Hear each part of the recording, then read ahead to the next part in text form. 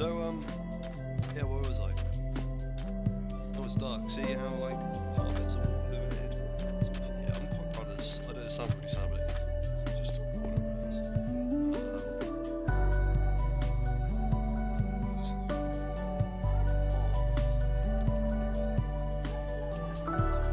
Contemporary water feature there.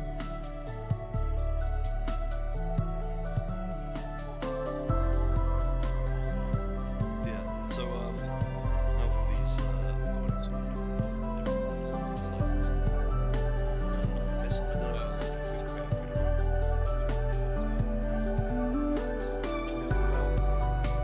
sort of thing. Although at the same time, there's kind of a nice sort of serenity.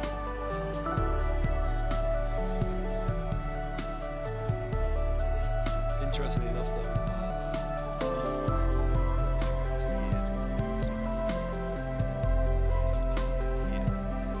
it's actually very most of these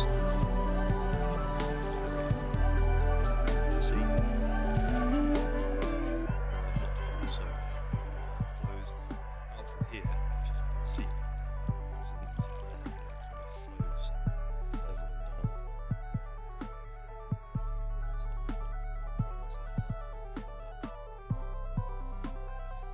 And then here there's another tunnel which then links around here. So now I've got this mass space to play around.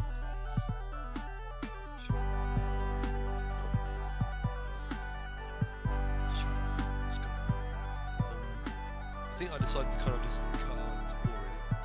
So I think this goes to some random point.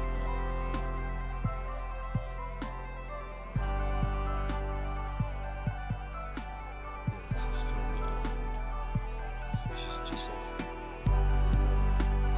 I kind of enjoy like how in the distance, like from the castle, kind of a bit nice and nice. I remember years and years ago, I initially bought this game from my nephew because he was like obsessed with it. And I thought, you know, let's encourage him. This game's some like an enabler. So I just kind of watch him play it. It's this game. It's just and now years later, I'm playing it. Far better things.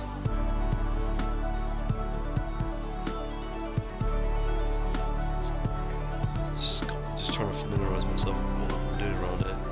There's lots of corridors. I think this is one too many games of Dungeons and Dragons, I think.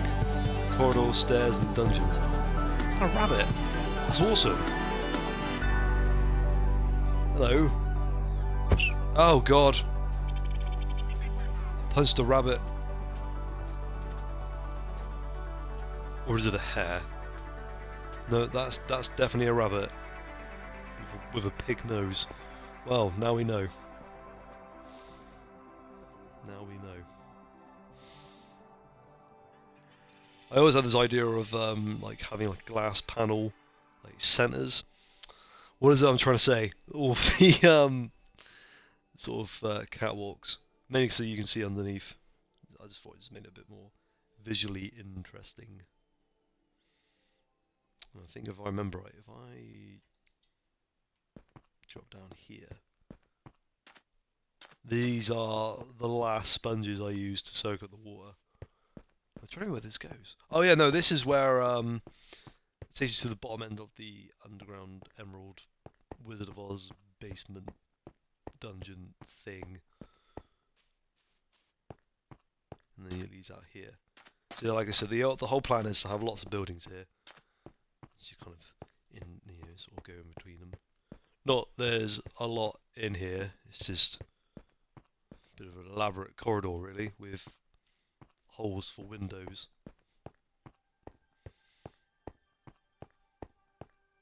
It's very, very contemporary.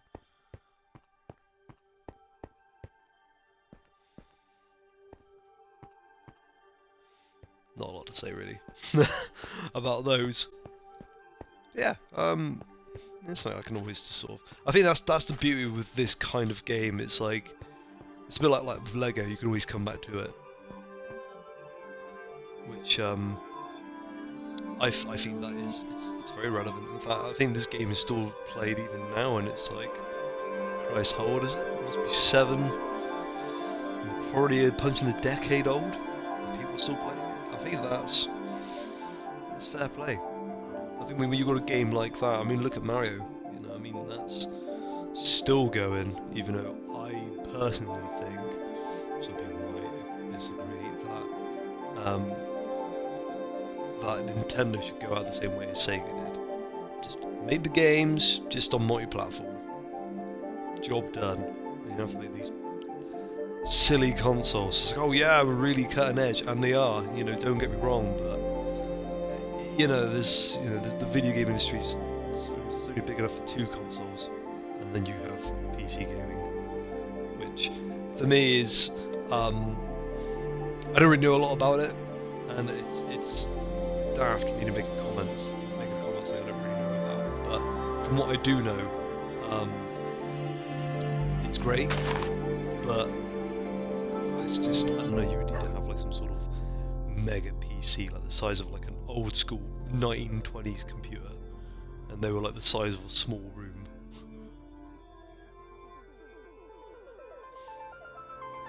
But I got my Macintosh, and it does what it does. You know, it helped me put a video onto YouTube, which I've never done before. I've been on videos on YouTube, and there's an amazing one of me where I had hair. You can see my my white sort of skunk dot on the side of my head. It was when rock legend Devin Townsend from Strappy Young Lad came to play in Newton Abbot, which is not far from my hometown. And it was like an acoustic set, which was just amazing. It was just generally the nicest guy ever. I remember I begged to have the afternoon off to go and see him. I think he was playing in Exeter, which for people that aren't in the UK is it's a city that's in Devon, where I'm originally from. He was playing there in the evening, but in the day, Devin Townsend was in Devon playing in Newton Abbot, and hearing Hyperdrive, like acoustic version, was just spine tingling. And he did some other songs as well, although I learned very quickly, because this is like, you know, Devin Townsend's a metal god, and he was on about Olivia Newton-John, because it was in a music shop, and there was like LPs, and there was like one of like a very young Olivia Newton-John. You know, like I think him and the audience were kind of in agreement that, you know, sisters will get it. And he was on about Xanadu, and all the goths were like, "What the hell's Xanadu?" I was like, "Oh, I know Xanadu. You know, look at me." It's just like, "Oh, wait, don't look at me. No, you've all got long hair." Not that I suffer from hair envy or anything like that at all. I used to have very long hair, not anymore though. Partly because I am receding, and I think I can pull off the bald. I'm not ashamed of that. If I ever get desperate, it's the shave Keith, who, while asleep, I don't think he'll notice.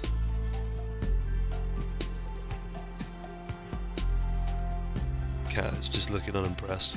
Still, even asleep. Get that from his mum.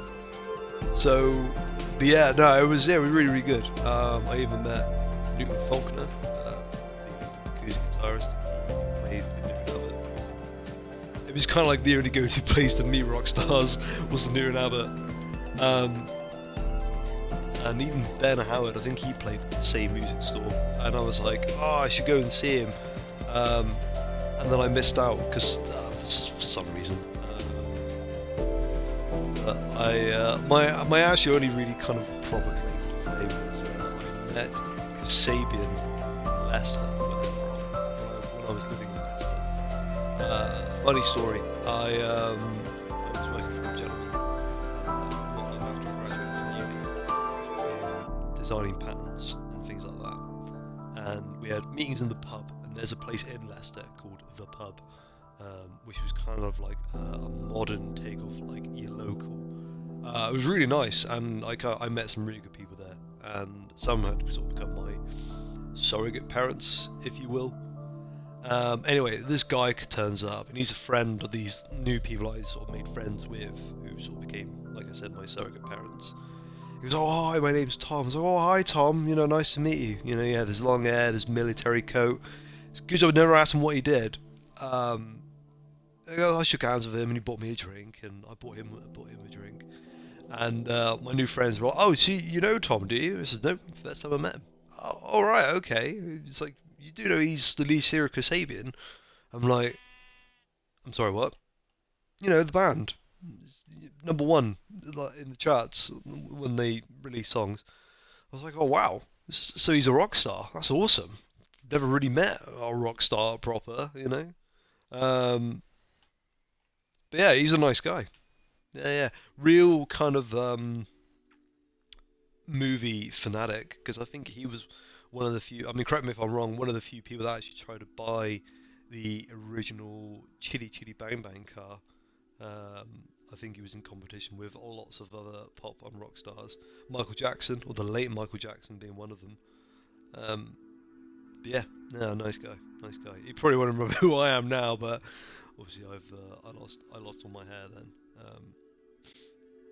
Well, by then anyway.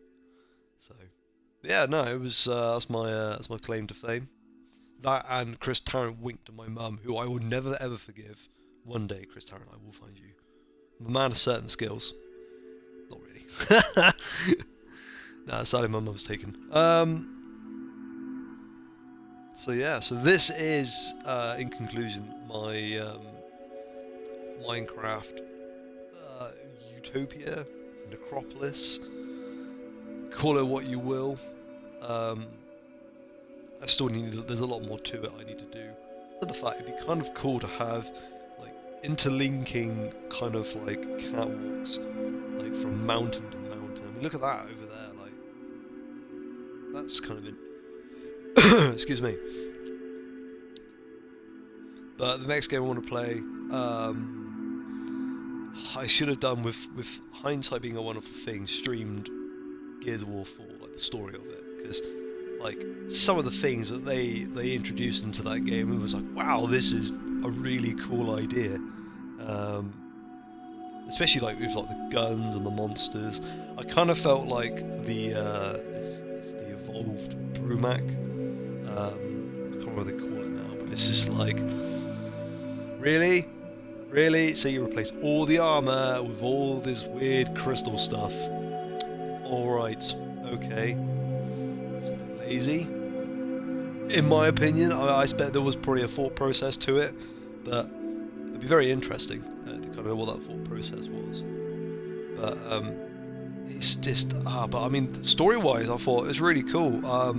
It was nice to kind of see the original kind of cog troops that you kind of grow up and know to love older, and they've changed. And also introducing all these like new characters like Marcus Phoenix's son, and like his best mate, and like, you know, his bird, and yeah, it's just kind of a bit like, all right, it's just kind of cool. It's like you're not fighting Locust as such; you're fighting robots, and then it becomes not the Locust but the Swarm.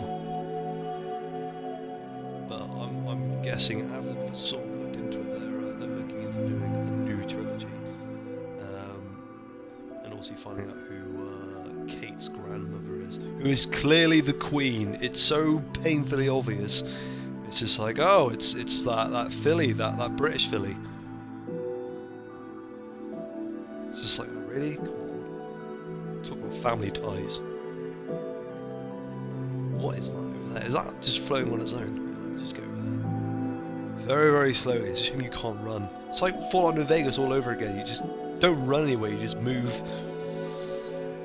somewhat gracefully. Oh, I like this. It's pretty interesting. If anyone's still asking, I am still watching Court Swords. Above it. It's the D&D fix I desperately need. I really should get in touch with my old group again. We're on kind of hiatus because one of us, not being named, is decided to do Panto this month. So hopefully, once that is over and done with, thank Christ, we can get back to rolling some bones. I might have mentioned in my previous video that we're going away on a stag do at the start of March. The guy whose stag do it is doesn't really know. I'm going to bring back a very old character I played years and years ago. I was struggling to understand D&D. And yeah, it should be a lot of fun because we're playing 5th edition, which is the best edition because 3.5 is do never felt so stupid in my life.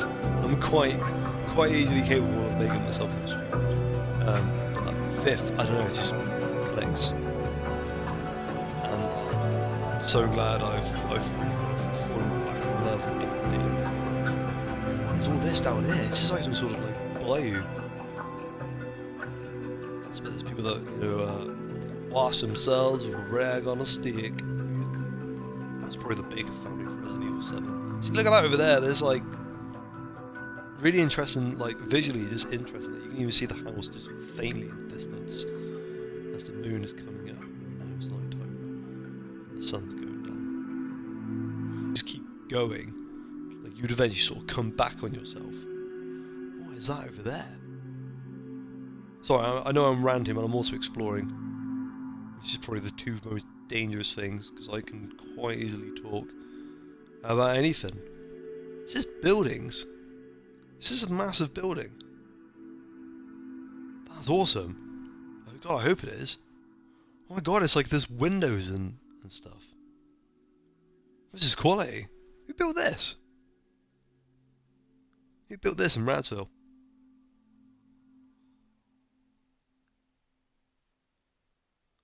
That's awesome. That's super impressive. It's a massive block of flats. Oh. Well, this party's just got started. Right. But yeah, no, I'm looking forward to playing D&D.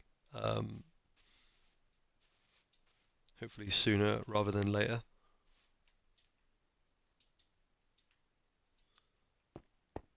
It would be nice to play a different class.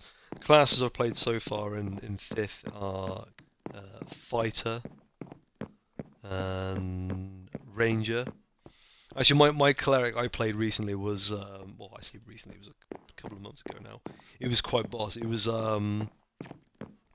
very much a pro-life kind of cleric. So it was all about the healing. It was like the one thing he's really good at was healing, and having a few kind of tricks up his sleeve, so to speak.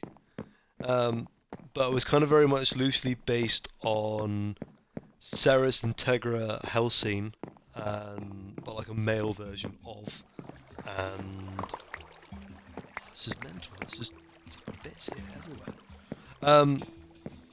And Doctor House. So a bit eccentric, but smoked incense cigars, which everyone thought was ganj, and it's just like no, it's not ganj. God, this whole library, this is mental. Yeah, I think we're going to have to put a bit of light on the subject. Hang on, let me find a torch. Because I can't really see where I'm going.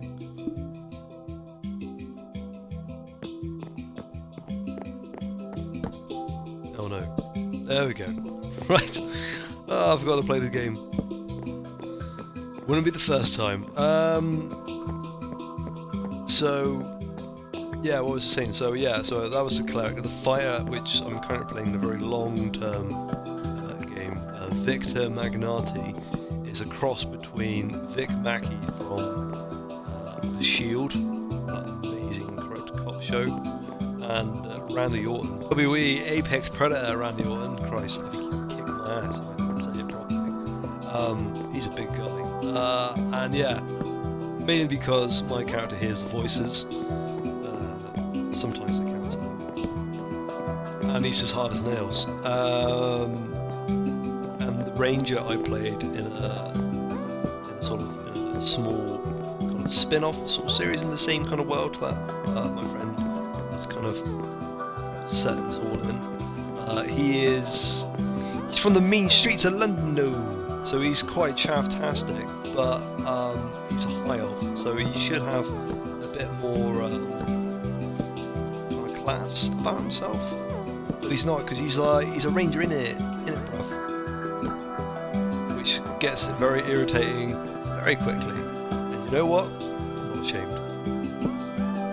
And the other character I've been playing was Monk, who, when I last played him, got into a nasty fight with a werewolf, and now has a lycanthropy of a werewolf. So this like kind of Shaolin monk character can transform into a pig at any time, which has never happened to me, and I kind of enjoy it in a really weird way. But yeah, this character I'm playing for the Stag Do is a return of an old character, just sort of brought up to date with 5th edition rules. I'm hoping that the Stag who's doing it for isn't really watching any of this. He says with 0 views currently at time of recording. It's an old character, and I'm very, very excited to play as this particular character. Because he has large booming voice and is about 4 foot, well, not even 4 foot, he's like 3'6", and has a large booming voice, kind of like the Guan Yu of gnomes. I've already said too much, I know I have, and for that I do apologise, sort of. I'm just really excited. Yeah, be interesting to kind of see how that all turns. I'm just surprised that I managed to find a block of flats, that's mental, and a giant mushroom, and the open sea. God, I'm so far away from where I initially started, I have no idea now where I am. Silly rabbits. Alright, cool. I'm going to call it there, I think, Kiddlywinks. So much so, I've bored my own cat. I think that's an achievement in its own right. I'm going to go away for the weekend. For all that I'm boring housewife stuff. Oh, it's like a war table. Sorry, I'm getting really distracted. That's pretty cool. Alright then, I'm off. I'm going to try and put this on YouTube. In the meantime, I'm breakingradz. I am on Twitch. I'm also on YouTube. I'm also on the Twitters as well. If you ever get a chance, please have a gander at the concluding hours of Eli Washington when I was playing Fallout New Vegas in a sort of big nostalgia kind of trip. Like I said, I'll be playing next, hopefully Far Cry 5 when that comes out, or when I get it for my birthday, he says, providing if I'm a good boy. Or if not, I'll just steal the cats. So in the meantime, breakingradz signing out. Laters.